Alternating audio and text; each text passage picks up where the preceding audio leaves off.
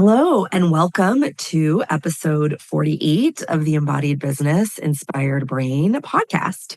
And in today's episode, Chantel and I are going to be diving into how we are a polyvagal-informed business and that we work within three pillars, which are also reflected in the Nervous System Integration Facilitator program, or our NSIF program. And we're going to look at this from two domains. We're going to take a look at how these pillars are reflected in profit and behavior change for leaders. Yeah, I'm super excited about this. These three pillars were originally designed, and if you listen to the last episode, and if you've been listening, you're learning more and more about the evolution of our business. As we look backward, you're hearing about, what we're going through and how we're changing now, and then how we're also looking toward the future. And these pillars they came about when we designed the NSIF program to guide our leaders, our coaches, and our educators in learning a specific framework to apply nervous system facilitation in whatever domain. But as we have self-identified over time as a polyvagal-informed business, we have brought these pillars into really all aspects of the way that we engage with each other, the way we run our business. Last episode, we were really talking about our Mental Health Mondays and how that came out of our desire to really honor our nervous system. So I'm excited to talk about this today. Anne is going to really share some examples as we go through the three pillars, like what does it look like when you are examining profit, developing profit, changing pricing, developing new habits around your finances. How do these three pillars apply? And then I'm going to do the same in terms of behavior change. If you're a leader or a coach or an educator, how do we work with these things? So I'm excited to give you a lot of good takeaways today. And what's in process? What's in progress? We always like to start there, get the juices moving. Absolutely. I am looking out my window and it's raining. And so I'm enjoying that change in season. I also know that's what's in progress. In progress for me is digesting the US election and having conversations with family members. And I've definitely had moments of, okay, we got this. We'll just keep going. And then I've had real moments of kind of anger, and that's not something that I mean, I do absolutely do get angry about things, but usually in politics, like I didn't experience a lot of anger. I haven't experienced a lot of anger on the past elections, and so I've just been navigating that feeling. And I think the uncertainty of the election now that it's over is really great, because the certainty of, well, we know at least we know the clarity of who the next president will be. We don't know everything that's going to come to pass, but I do feel a very big nervous system shift from what's going to happen, what's it going to be, oh, this is what's going to happen, and this is my reaction to it. Yeah, I mean, it's so fascinating. I mean, this is like what we talk about, right? The goal of nervous system work is to not get to regulated and stay regulated, but to give us the possibility, the strength, the capacity to navigate these different phases and different shapes of dysregulation, right? Dealing with different kinds of unknowns, and then what is known. And then there's a different kind of dysregulation that comes from the anticipation of what we think we know, all of these things. Yeah, it's a lot.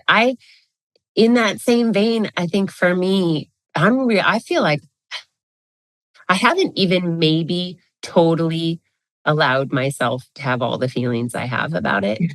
And I think, I'm not sure if that's even totally true, or that I really have been focusing on, and this happened when they reversed Roe v. Wade, and a colleague of ours, Trinity Minty, and I had done we did a public practice, a live practice on Facebook and Instagram. And we were just talking about she was quite angry. Of course, many of us were quite angry still about that.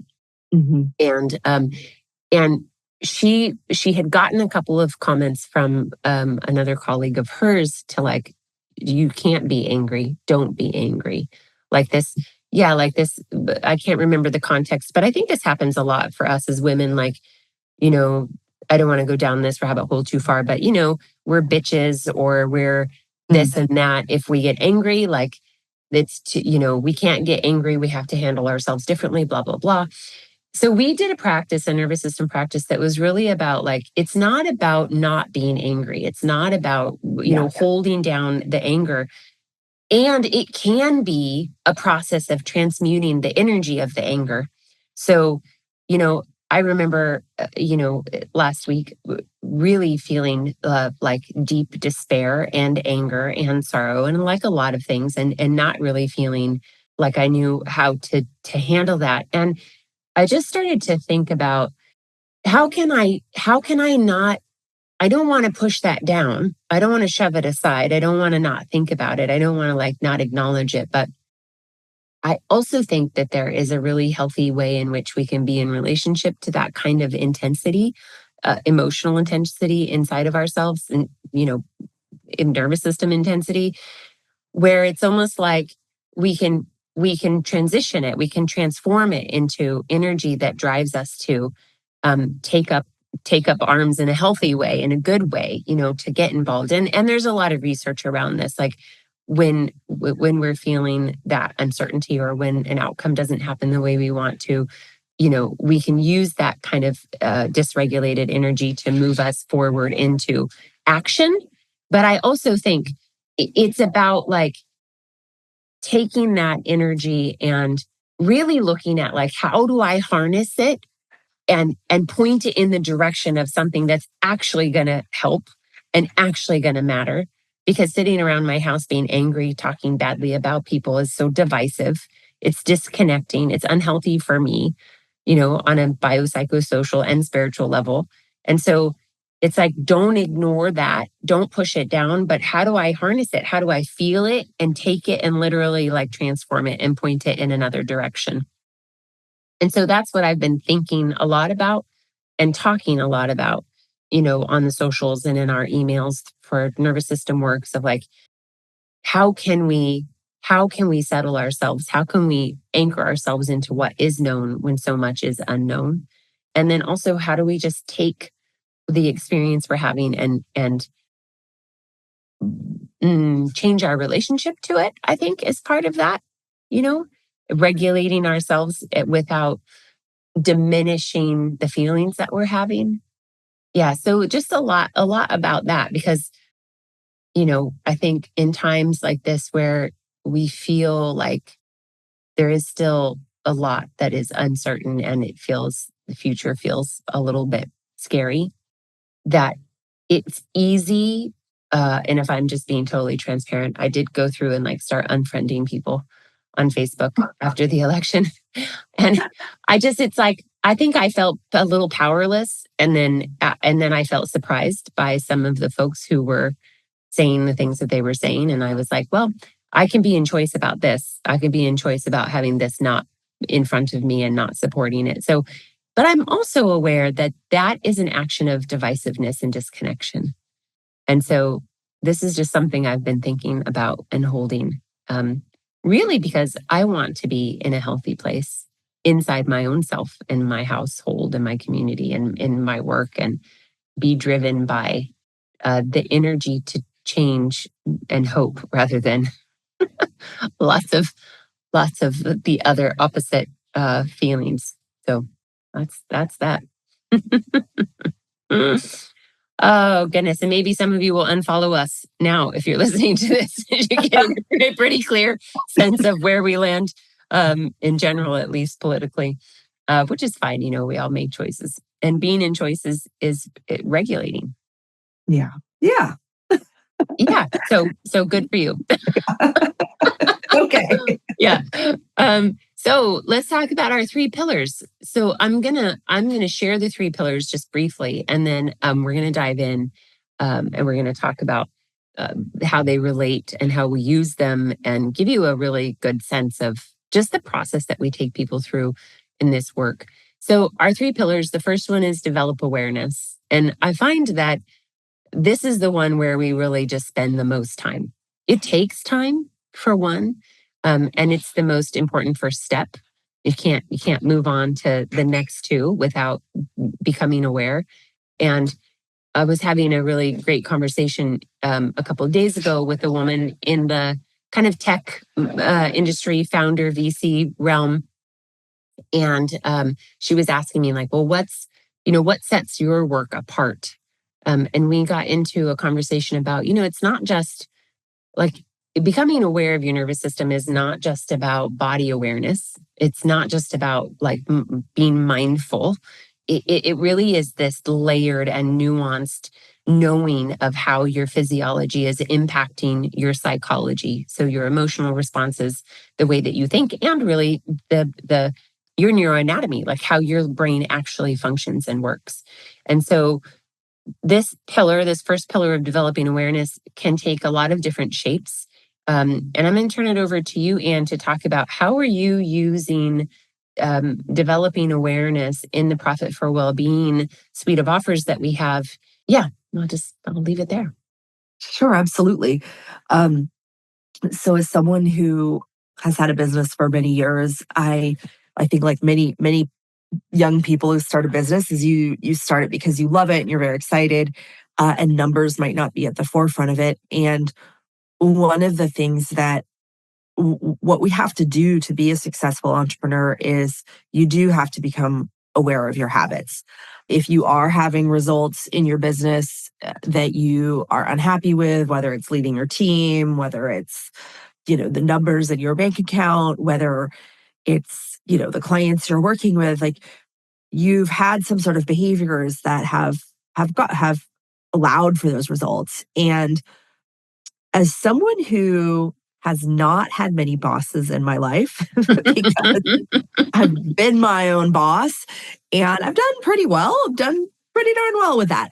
However, and you don't have someone else telling you like, well, are you doing this thing right? Are you doing this thing? Like, Yeah. you don't have you might not have an SOP to follow. You might not have a boss like really making sure that you're following, I Protocol. suppose, like, yeah, protocol, rules, policies. And Yeah. so you really have to do that for yourself, and you have to find that motivation for yourself.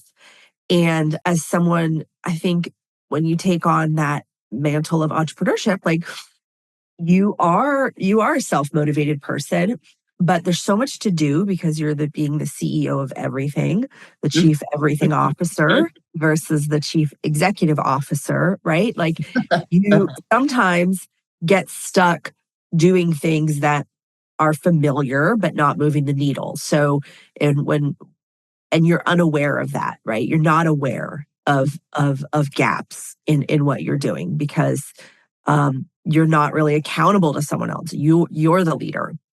And so what I have found to be very helpful for me when I'm trying to make a behavior change, because I'm not a spring chicken at this, I have behaviors that are old, and it's not easy for me to always make a change and it's just not, and that's okay. So one of the things I really wanted to come up with for people who do not have the behavior of tracking their profit, or not even just tracking it, of just prioritizing it. A lot of people who are small businesses, that's just not their top priority, is profit.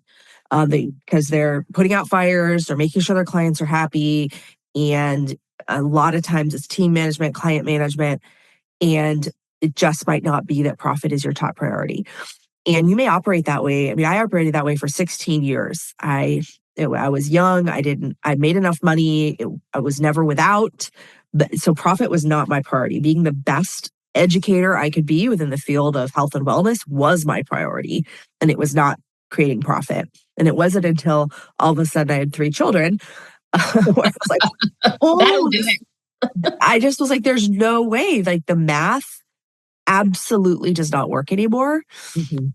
And I still wanted to work. I wasn't a woman who immediately wanted to stop work to to only work in the home, because man, it's a lot of work. It's a lot of work in the home. But I did not want that. I wanted to keep working. And so for me to make change, what I just had no idea to do. So what I did is I went out and so I became aware that the profit was not there. And I don't even know if I called it profit. I just was like, I just need to make more money, is basically what it was. And so what I've developed is the profit habit tracker, which really allows you to track yourself for 8 weeks on daily tasks, on weekly tasks, on a biweekly task, and on a monthly task, to really, because one of the things that I think so much about is savings in money, because that's something like personally I've done off and on over my life. But I've been lucky enough to put savings away as a small business owner in a 401k essentially, or in a Roth. And what I have found is that when you're putting money away in your savings, it's not about how much; it's the habit. It is the habit of saving money. And so in the profit habit tracker, the goal is really to get you to be aware, are you paying yourself consistently? Because many small business owners don't. They just sort of randomly take money out of their business. And so this is really supporting small business owners or people who just are not prioritizing giving themselves a raise or increasing profit in their business to do daily, weekly, and monthly tasks. Yeah. And so talk to me, or, everybody who's listening, a little bit about with the profit habit tracker, which I think is so brilliant that I stole it and repurposed it for something that I'm working on, which I'll talk about in a minute. How does this help people, or what kind of conversation are you having with people around the tracker as a means for developing not only awareness of their habits, but potentially their nervous system relationship to those habits or not so habits? Yeah, absolutely. I mean, I think what happens, I mean, at least my experience with changing my own habits in my business is, for me to really make this work, is I'm the type of person that has to be on my calendar. I think some people might work better like with a to-do list. Like everyone has their way. Like for me, connecting it to time is really supportive. And then I don't always do it. So then I have to shift it down in my day. So I just want to be like realistic about that. But what we're finding is that you can start off with a lot of gusto, and then particularly if you're a woman who's also, or not just a woman, but anyone who has a caretaking responsibility, like life happens, life gets in the way, and then you stop being as consistent as you need to be. Because the thing about what we know about habits within business is there's like leading indicators and lagging indicators. And profitability is more of a lagging indicator. So you have to, I mean, to be honest, so is marketing, right? So you have to be consistent with these small daily, weekly, monthly tasks until you see change. Of course, sometimes things get blown out of the water and it's all fast and exciting, but many times it's just a slow burn. And the thing about the habit Habit tracker, tracker. It's a mouthful. profit habit tracker, is that it's color coded. So you're able to see how well you're doing, so that if you're starting to lose momentum because you haven't seen this lagging indicator, you're like, oh, well, I need to keep this momentum going. Or the challenge is if you're like, okay, I'm doing all the things in my business and I should be making profit, but I'm not. A lot of times we are missing little pieces, and this will show you what you're missing. And so I think sometimes we like throw our hands up and we're like, well, I just don't know what's working, or so I'm just going to stop. But no, we want to try to keep working on solving the problem, and that consistency. And I'm also someone that I know with my nervous system, I find great regulation in like small, consistent steps. Mhm. And so these types of habit trackers are very supportive for me. Mhm. Yeah. And for a lot of people, I think, particularly who are entrepreneurial minded. Yes, because so one of the reasons, thank you we've come up with it is because when we're working with some of our clients, they're like, I don't know what to focus. Like, I don't know what to do and I don't know what to focus on. And it's because, nope, you haven't been taught this. Mhm. Mhm. Right. And so these are ways in which you can very easily check something off a list and know that you are doing your due diligence and you're hitting the right things that are going to move the needle forward in your business. And you're not having to like reinvent the wheel. You're just turning the wheel. Yeah, I think this is a really important point in terms of like from our knowledge, base of the nervous system. It's like we understand that having too many choices is dysregulating and can paralyze us. So we're either in flight, so mobilized and moving away from the thing, doing a million other things, spaghetti at the wall, things that aren't relevant or helpful, or we're just paralyzed and we're just like refusing to look, or we're kind of in shutdown around it. And this I think is so key, is like, I don't know what to focus on. If you don't come from like a business background and you're new at this, or you're following your passion and you happen to now own a business, you're a little bit like, what the hell?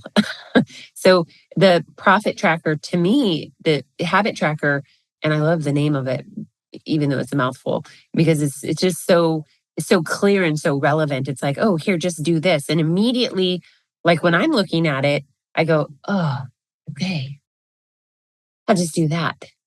Like, it's just like, okay, I don't have to be in choice, because having too many choices or not being able to make the decision is both dysregulating and a product of dysregulation. So yeah, I love this. Yeah. And I just think too, for me, I found a lot of safety in like this understanding of some things take time and the consistency. Like we get lost if we're not tracking something, we could just get lost about, how long have you been doing something?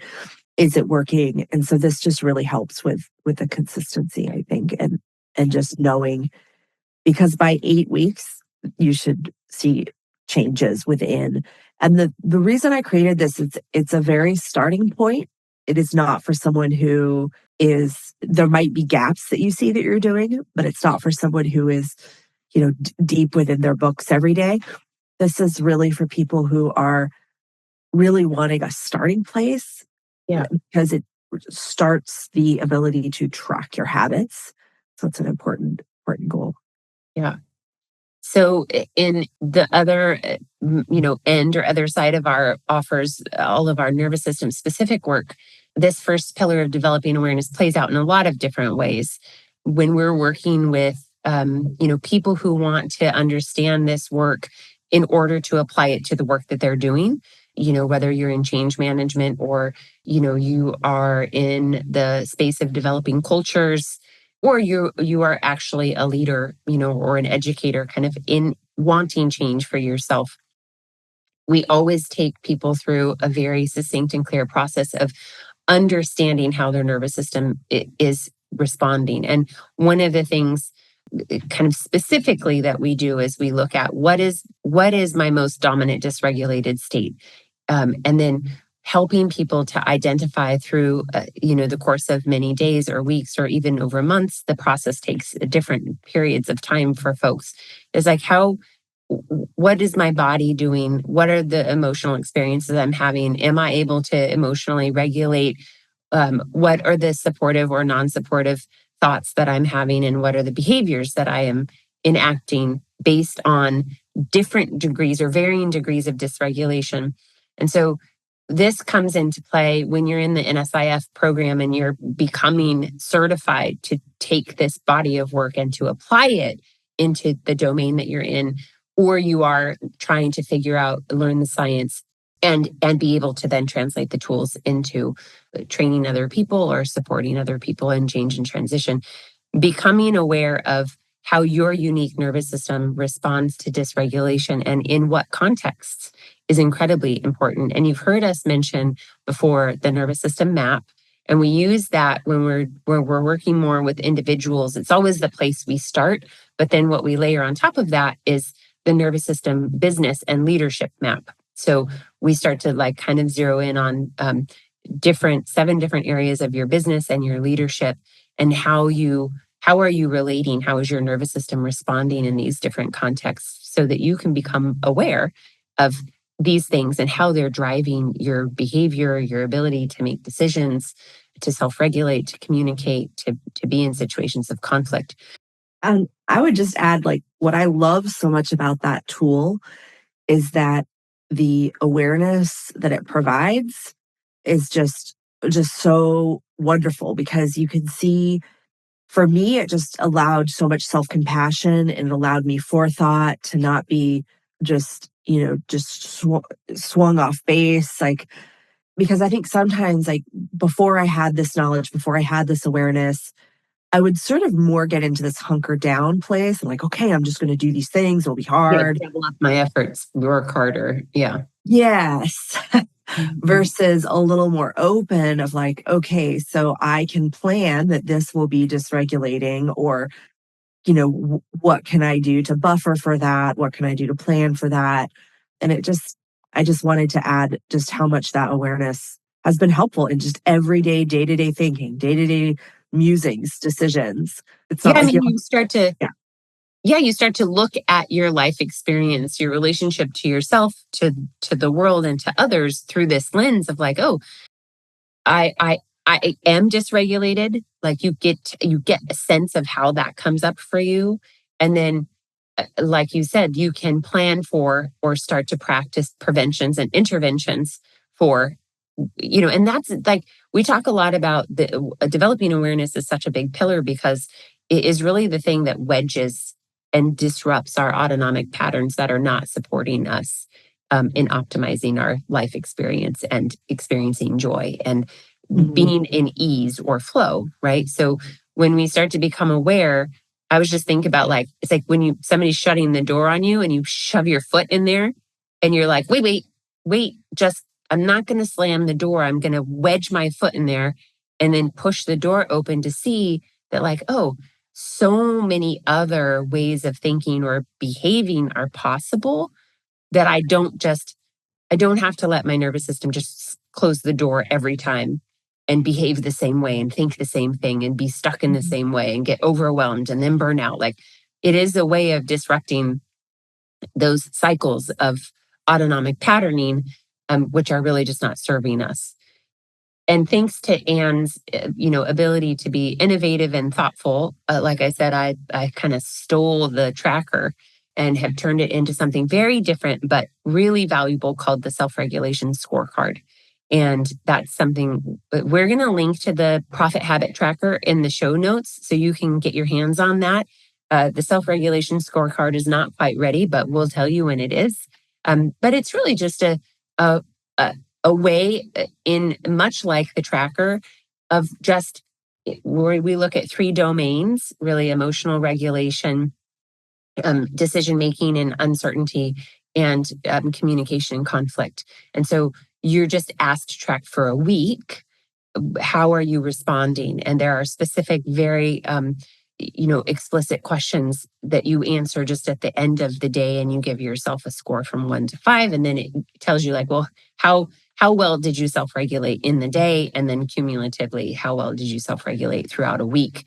And then we share a lot of tips and resources and strategies for wherever you're landing on that spectrum. But just developing that awareness and to know that it's your physiology that's driving you, that it's not a character flaw, right? That you actually can wedge and disrupt those patterns that are not serving you and become, a better self-regulator is really exciting and really fun. And we've had some early positive feedback. So I'm excited to share that with you all.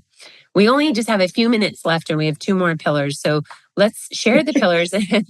We can be, I mean, it's okay because really developing awareness is not only a really big part of our work, but it's always there, right? We're always doing it. It's not like you do it, you get to check that box and then you get to No, no. yes. So it definitely, it's like peeling layers of an onion away. But our second pillar is practice shifting. And so, Anne, can you talk to us a little bit about? So, this second pillar is essentially like take the awareness and now do something with it that will support you in actually creating the new habit. How is this playing out within the Profit for Wellness this profit for well-being? Yeah. So one of the things that we're seeing a lot is when you're practicing it is that like I think for me, a visual representation of my habits is just it's like soothing in itself. Hmm. Hmm. And so the action of opening the tracker, checking the boxes, seeing because there's little like steps that you have to do to check the box, right? And so you're working through the steps that you need to do. And those actions to me, I think make me feel more powerful and make me feel like the clients I think that are using this have more authority in their business. And because they sort of know what to do and they're kind of doing it, but it's not consistent enough. It's not being measured. And so I think that act of going from the awareness of I am aware that I'm not where I want to be with profits in my business. So now I'm taking action Hmm. uh, is something that I think has been very supportive for people. And sometimes people are like, oh, like what's the next step beyond this? And that always gets me excited because it's like, yes, this is a start, right? A habit because once once you have a habit of working out Hmm. or the habit of brushing your teeth, the habit of whatever it is you've got your habits that you already do, It just it's feels good. so yeah, and it's so much easier to build more habits or to habit stack or to change because you don't want to stay on the profit habit tracker forever. That's the foundational level. Hmm. You want to progress through that. And so, but now you have the habit of having this connection with your business around income, revenue generation, and profitability. Yeah. So, what I hear you saying is that the tracker both develops awareness and it also is the practice of shifting.